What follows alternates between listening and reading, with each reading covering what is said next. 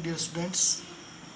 आज हम class 9th के लिए एक ही बहुत ही इम्पोर्टेंट टॉपिक वर्ब शुरू करेंगे। Verbs, all action word are called verbs. Action word means Hindi में जैसे खाता है, दौड़ता है, हंसता है, हंसना, खाना, दौड़ना, या इंग्लिश में देखें तो रन, वॉक, ईट, ड्रिंक, इस तरह के जो वर्ड्स होते हैं इनको एक्शन वर्ड्स और वर्ब कहते हैं।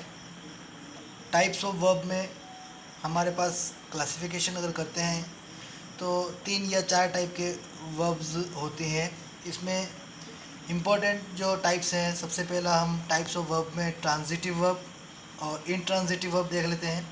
ट्रांजिटिव वर्ब वो कहलाती है जिस वर्ब के बाद carries an object after it, जिसके बाद एक ऑब्जेक्ट आता है। आई लाइक टी, 2 एग्जाम्पल लिखे हुए, आई फ्लाई काइट।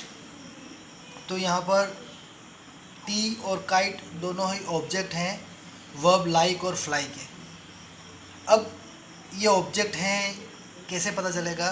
तो हम एक क्वेश्चन पुटअप करेंगे कि I like what, I like tea, answer आ गया टी, इसलिए ये ऑब्जेक्ट है। I fly what, I fly kite, तो यहाँ पर काइट एक ऑब्जेक्ट है। तो इस तरीके से हम वर्ब में ऑब्जेक्ट है या नहीं हम पता लगा सकते हैं। तो वॉट से क्वेश्चन करेंगे तो हमारा ऑब्जेक्ट पता चल जाएगा, अगर नहीं है तो वो ऑब्जेक्ट नहीं है। उसी के साथ सेकंड जो टाइप है उसमें ट्रांजिटिव के बाद इनट्रांजिटिव वर्ब होती है।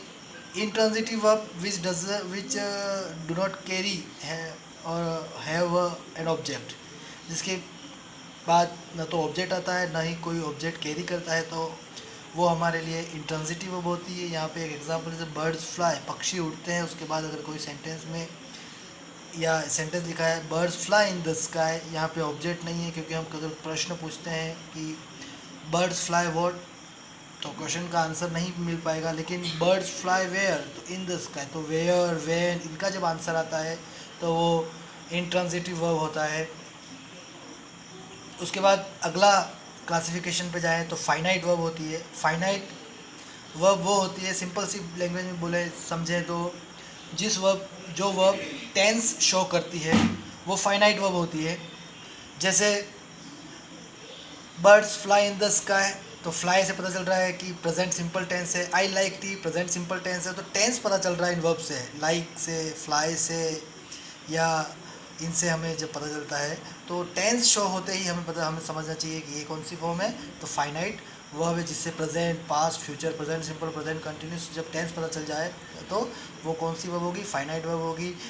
तो नॉन फाइनाइट वर्ब या इन्फिनेटिव वर्ब अगला जो हमारा है वो इन्फिनेटिव वर्ब वो वर्ब होती है जिससे हमें टेंस पता नहीं चलता है, और जो हम ज़्यादातर यूज़ लेते हैं टू के साथ वर्ब आती है, जब टू प्लस वर्ब यूज़ में आती है, या प्रेजेंट पार्टिसिपल के फॉर्म में आती है, या पास्ट पार्टिसिपल के फॉर्म में आती है, या जेरेंड के रूप में आती है, तो वो एक नॉन फाइनाइट वर्ब होती है। एक अलग से टॉपिक चलता है, इसलिए ज़्यादा डीप हम इसमें नहीं जाएंगे, सिर्फ समझ लेंगे। जैसे I want to go home, तो यहाँ पे to go non finite verb है।